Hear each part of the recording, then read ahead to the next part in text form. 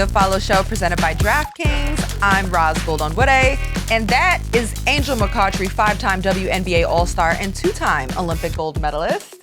And we are coming to you live from the LA studio, and you know it's always a more fun show when we're together in person. Yes. And you think they're wondering why we're dressed like this? Yes. Please explain. This is the first ever inaugural pajama show on Good Follow Show. Even though we got PJs on, our show is anything but sleepy. Part of my soft era right now. I like to be at home with my incense. Y'all see I brought candles today. Ready. I got candles.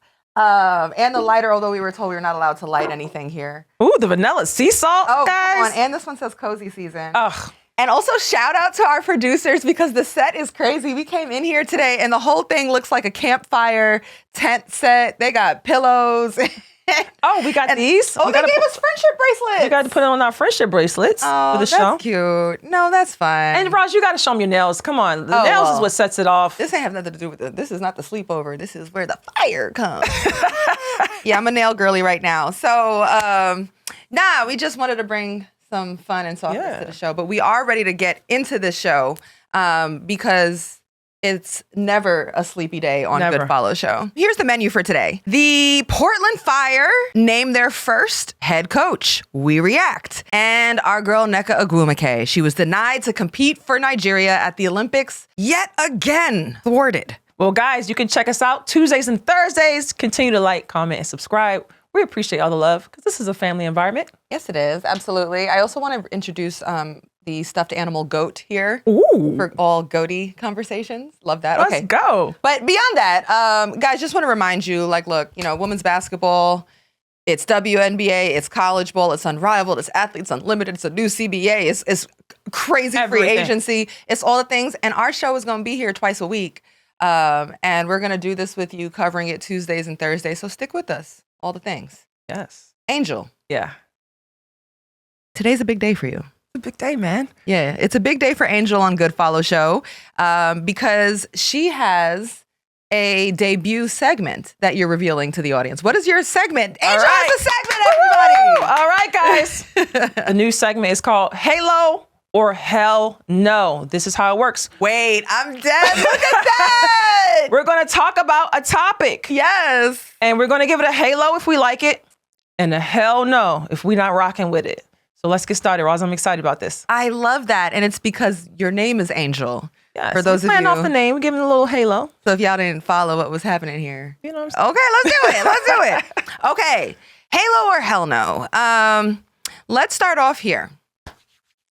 First up, the Portland Fire announced that their head coach for its inaugural year in the W is going to be Alex Sarama. And he was an assistant with the Cleveland Cavaliers. And we've seen coaches coming from the NBA side have success. Think about Coach of the Year this year, Natalie Nakase, obviously Becky Hammon, Nate Tibbetts with the Phoenix Mercury. These are all coaches who have done well, coming from more of an NBA background. So Angel, halo or hell no? Looking outside the WNBA for head coaching roles. I'm going to give this a halo only because we don't know.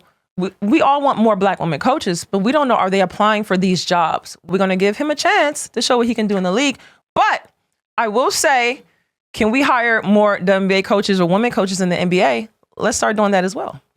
Yeah. And I know before you had mentioned that there were a number of coaches you were looking at that said these are, Black women who have been coming up, or just coaches coming up in women's basketball that should be getting looks. I have a list of women who I think could be really great women head coaches. Christy Tolliver is one. Watched her in Maryland. She's done some stuff in the NBA. She's great. We have Courtney Paris, who's a teammate of mine. Renika Hodges, Latoya Sanders. I mean, the list goes down. There's so many more, but just for time's sake, those are just a few I had on my list. Yeah, Brianne January comes to mind as well. And it's not even just that it has to be women or Black women. It could also be males. It's just coaches that have been working their way up for years within the women's basketball system, whether that's college hoops or WNBA. But there does seem to be a little bit of a recent trend of kind of looking completely outside of women's basketball. And look, the goal when you're in franchise is to win, right? It's to win. And you can, as a player, you respond well to any coach? It doesn't matter if man, woman, black, white. Like, I'm not going to say that. yeah, I'm asking. But I mean, this is a pro level, so it has to be a coach that relates to the players because, we're not in college. It's a different level in college. You're on their case more. You're watching what they do, who they hang with. We're grown-ups, you know what I mean? So you have to relate like adults. Yeah, actually, so, I mean, understanding like what the lifestyle is, being able to talk to a grown woman. These aren't kids in college. Like there's an issue of demeanor, being able to connect. And you may be a brilliant mind, but you might lose the locker room if like you can't get the message across. And a lot of people, might have pointed to was the connection right for Koklanis, who is highly regarded, and Dallas only lasted a season there. Just using that as a case study. But so there might be something to be said about someone who understands what it's like to be in that locker room. You have to understand, and I would say for men coaches, understand women. We love a constant pat on the back. We always want to feel like we're doing it right. I want to challenge men coaches to really understand the psychology of women, especially in sports and what we go through in our biology. Yeah. I mean, I just think that's different for each player and person too. There are some people who like to get, dogged on and pushed to the limits. And there certainly are some people like, I think a good coach is one that understands there might be a different message for each player. And a great coach can bring the best out of a talented player, understanding what they need, while also holding people accountable. So you might be able to push this player a little bit differently. You may have to pull this player to the side and talk a little bit more softly. Like the amount of patience that takes and just like also there's an emotional IQ aspect to coaching that is not just about like, are you the best at drawing up plays?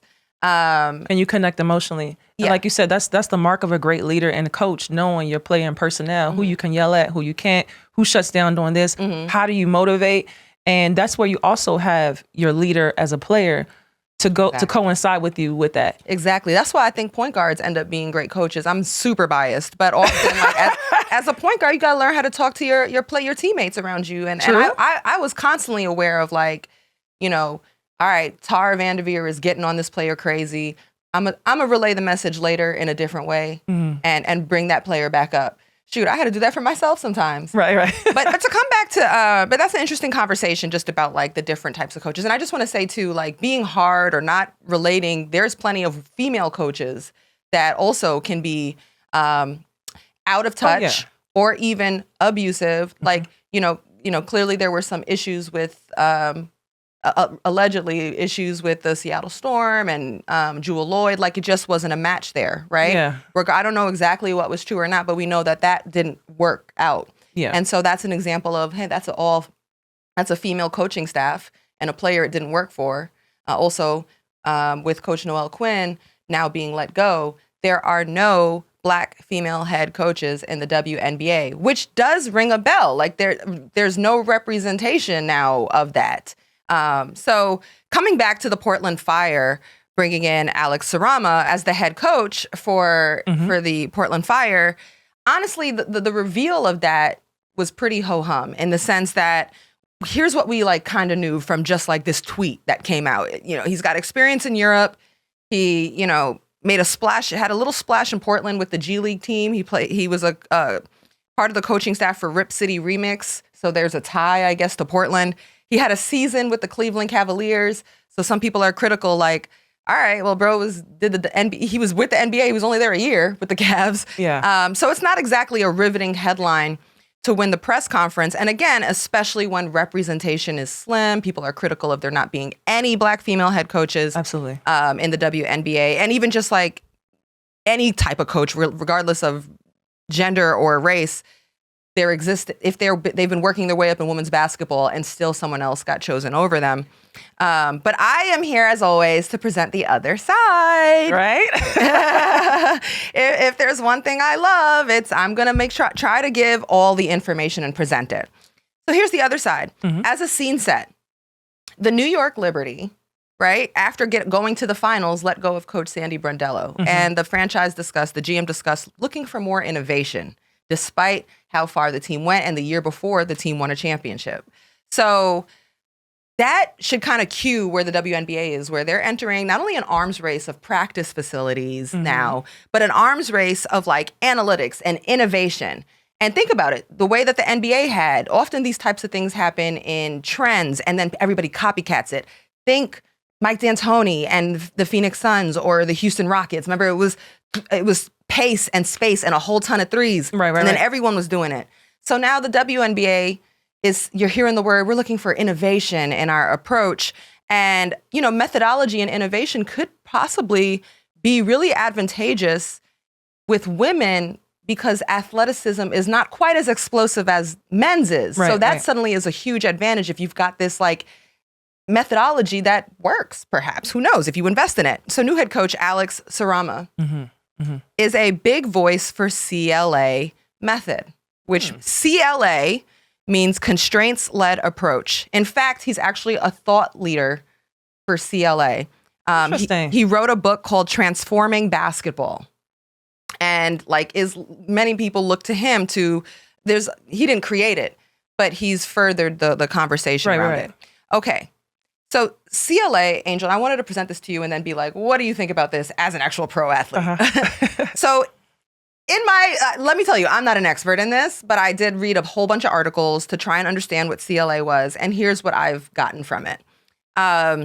It's about reacting to unpredictable environments versus muscle memory. So we came up with the muscle memory approach.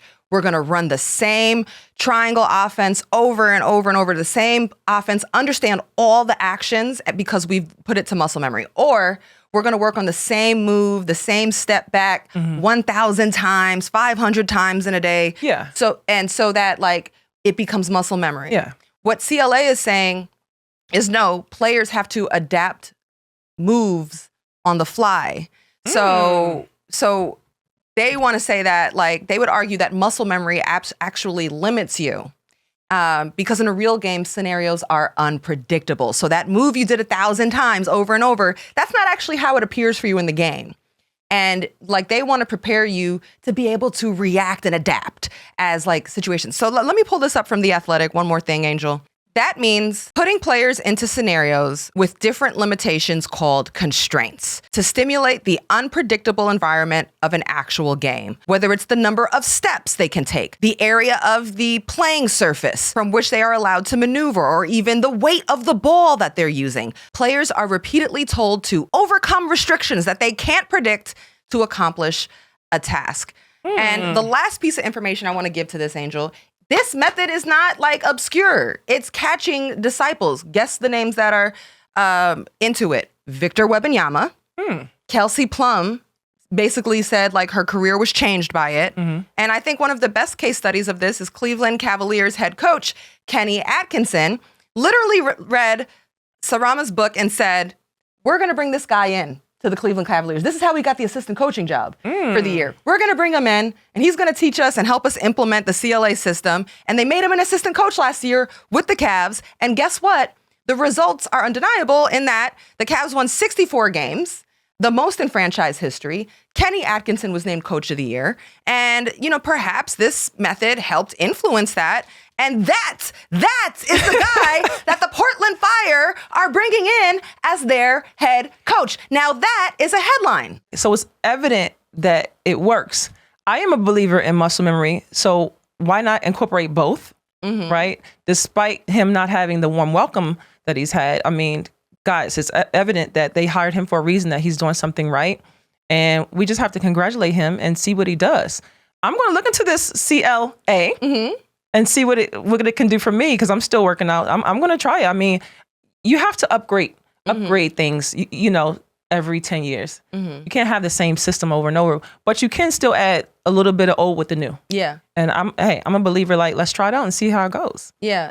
If you were a player on the Portland Fire, would it excite you to hear a coach coming in with some kind of new strategy? Yeah, I'm all for it. Because sometimes, how do things get invented in life? Yeah. Somebody comes up with a great idea and they perfect it and it can change the world. So I'm always open for new ideas. I mean, I didn't think there could be anything new in basketball. Right. But you see that where it can go, the evolution of where it can go. So I'm actually anxious to try this out. Yeah, I'm a big proponent of analytics, but also good old fashioned hoops and feel and the combination. I don't like to be too this way or too that way. I think together, but at the end of the day, I'm old school too. I'm like, hoop is hoop, talent is talent. But these types of strategies could make a big difference. And the Portland Fire decided they're going to invest in that and build from the ground up and see where they can go with, Sarama and CLA Yeah, method. I'm interested to see. I am too. All right, we'll be right back.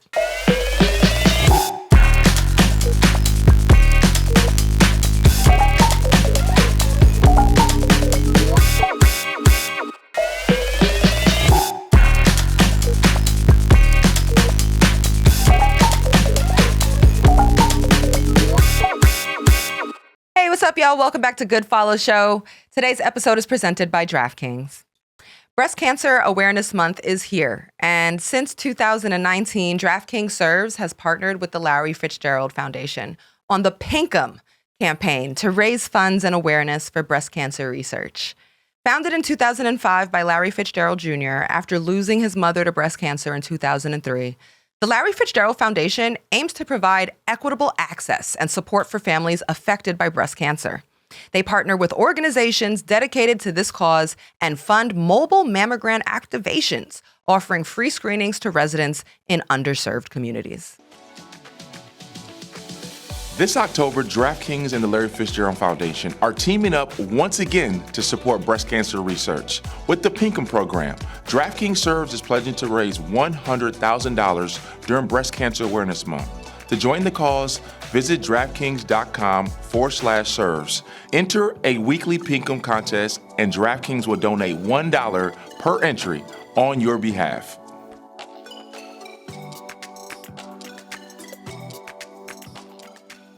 All right, Angel, we are back to your debut segment of, what is it called again? Halo or hell no? Presented by Angel. I love this graphic they have for you. Okay, we are back. The next segment of Halo or Hell No is about Nneka Ogwumike's, again, failed try to play in the Olympics and the World Cup. FIBA has denied Nneka Ogwumike's application to compete for Nigeria at next year's World Cup and the 2028 LA Olympics. And this is her third time FIBA has denied her appeal to play for Nigeria. So 3 times, you're talking about over a decade. USA Basketball gave Nneka its blessing. They gave it to her to play for Nigeria after being left off of the 2020 U.S. National Olympic team. Now, Angel, you are a 2-time Olympic gold medalist. Mm-hmm. You've been a part of some of the very controversial decisions for some of those team rosters. And actually, on our show earlier, on Good Follow Show, when you were a guest, you felt strongly that Nneka should have been on that USA Basketball team. Here's what you had to say. Let's check out the receipts. Also, my sis Nneka Ogwumike wasn't on that team, and she was the MVP of the WNBA that year. They had just won a championship. They should be in a team. I'm going to speak up now and say Nneka is an MVP. Nneka should have a shoe deal. Oh, yeah. And so that was the 2016 Olympic team where the Sparks won the championship, and Nneka was the league MVP. And both she and Candace Parker actually were left off of that Olympic roster. So anyway, Halo or hell no, Nneka should be an Olympian. Hell no, that FIBA will not appeal the decision to let her play for the Nigerian national team. She is Nigerian. I know you also Nigerian. Nigeria. So could you imagine you being able to go and support her in that? I played for the Nigerian national team. You did? Yeah. And how much fun did you have with that? Girl, it was one of the highlights of my career and life. And actually, we were kind of part of the teams that were setting a path for the current women's Nigerian national team that actually, in the last Olympics in Paris, made it to the quarterfinal. They were the first African national team in the Olympics to ever win a game. Ever. Men's or women's. The women's Nigerian national team, props to them. And obviously, think about what they could do with adding Nneka Ogwumike. Oh my goodness. Could you imagine? So thank you, Ross, for paving the way. But, you know, Nneka has extended a lot of resources and time to be an Olympian. And it's so unfortunate that even during a time where she's a league MVP and she's winning a championship, she's still left off the Olympic team. And I know there's rules to... The rules are, if you play on an Olympic team, you can never play for another country. Those are the rules. They discourage that. It's not that it's never happened, by the way. I want to mind you, has that happened? There's been changes in nationality. There's been cases where they've allowed that in the Olympics. I don't know exactly like what sports, but it has happened. Well, that's interesting. I have to look more into that. But in this case, Nneka has never actually really played on the U.S. She's played in tournaments. But exactly. I think for a situation like this, and for someone of Nneka's caliber, and for the world who wants to see her play in the Olympics, FIBA, give the appeal. So this is a hell no for me. Give her a chance. She deserves to be there. And I always tell people to have an Olympic experience, to be around that environment, to be around different countries, and I just tell people, just go. Put that on your bucket list. And for Nneka, that should be something that she should have on her resume. And it's no excuse why she shouldn't. Let her do it. If I need to call FIBA myself, if we need to petition, what we got to do to get her on Olympics? Let's do it. Yes, it feels very unfortunate, very arbitrary, very punitive in the way that Nneka is being handled and has been handled now over the last decade around this. I think there's been a lot of mismanagement and miscommunication that she's getting from both the Team USA side and from the Olympic Committee side. What's happening as an individual is really being hurt by this and denied an opportunity that she really deserves and legitimately, blood earns it. It's in her blood. Like, she's an American. She has a right to being an American and absolutely has a right to being a Nigerian. Like, her parents from there. I've heard of much crazier situations of, people creating ties to certain countries and what country they can represent. Like, this is somebody who legitimately both parents are from Nigeria, and to your point, has never actually played on a USA Olympic team, although has trained with them. And in some ways, it feels like Nneka was gaslit along the way, and just misled and maybe even being used as an example at this point. And you're talking about somebody who is one of the most decorated, talented, and one of the most contributing players. Let me say that again. One of the most contributing players to the women's basketball game as a sport. And to deny her, it feels very tragic. And so just to take you through, I think Nneka's best chance, to your point, was that 2016 national team, which is just an abomination from USA B-ball, where literally this is the MVP of the league, and she just won a championship. And can I say this, Roz? Can we stop taking it for granted? I know that we are America and we're used to winning and we have the best players in the world. Like, I've listened to what other countries would do for their Olympians if they win gold. Like, when I was in Turkey, they said, oh my God, if we win gold, we get $1 million plus gold and the car. And Russia was like, we get $10,000 a month for the rest of our lives. But here we are taking our Americans for granted because we're that good. Yeah. Don't take this stuff for granted. And here's my thing, Angel. Guess what? LA Olympics 2028, that France national team that took them USA basketball all the way to the wire in Paris. That France national team, let me say a few names here: Dominique Malunga, Gabby Williams, Maureen Johannes. If you don't know who Layla Lacan is, you need to see her in person. She's tough. She's long and tough. Janelle Salon. I'm just naming a few names. Janelle Salon was in a rookie of the year conversation. Layla Lacan as well. These are young players who have 3 years. Hungry. And tough and physical and good. Basketball globally is getting better in women's basketball. But yeah. I just think there's been a number now of kind of controversial decisions. And maybe back in the day, you could get away with that because Team USA was so strong. But to go back to Nneka's case, we talked about how strong her case was in 2016 as a champion, as an MVP. But even the Olympics before that in 2012, Nneka was a rookie, the #1 draft pick. Wow. She went on to win Rookie of the Year. Sometimes you see national teams decide to still, invest in that young player and put them on the roster. They didn't do it there. Obviously, 2016, they didn't do it there. 2020, now Nneka's been in the system, going to camps, doing all the programs, doing all the smaller cup games, this and that. Absolutely. And then was not put on that 2020 roster after devoting now years to USA basketball. So in some ways, she might feel gaslit. And then after that, 2020, 2024, 2028, she's been denied for her quest for Nigeria basketball. We failed her. Team. We failed Nneka. Yeah. So very, very disappointing, in my words, tragic, that she won't have international Olympic experience to put on a resume that, regardless either way, is going to be a future Hall of Fame. Absolutely. All right, that does it for our first ever pajama show of Good Follow Show. Thank you for rocking with us. We're Tuesdays, we're Thursdays. We'll see you next time.